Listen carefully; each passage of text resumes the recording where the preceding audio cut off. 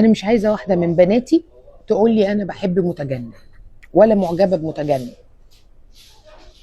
المتجنب ده يا اما انت مش عاجباه فباين لك متجنب، يا اما هو مرتبط فباين لك يا اختي متجنب، يا اما هو تروماتايزد وشايف انه مستحيل يعيد الكرة تاني ويتوجع تاني.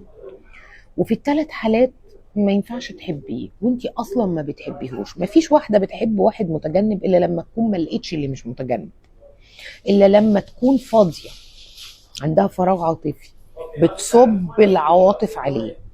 في نفس الوقت عاجبها ليه بقى يا حلوه؟ لانه رزين ومتزن. رزانه واتزان فيك ليس لهم اي اساس، جايين من يا اما انه مرتبط، يا اما انه متجوز ومش قايل، يا اما ان هو عيان مريض دماغه مليانه كلاب سعرانه بتجري ورا بعضها. مفيش حاجه اسمها بحب متجنب. خلاص انت لقيتي اعراض التجنب اهو، خلاص انت بقى ايه طريق تاني كده وشوفي لك حد يكون بيحبك وبيحترمك. انا بيجي لي كل يوم رجاله تيجي تقول لي انا مش لاقيين ستات نتجوزها. الموضوع مش انه خلاص هو ده، يا هو ده يا اما بلاش.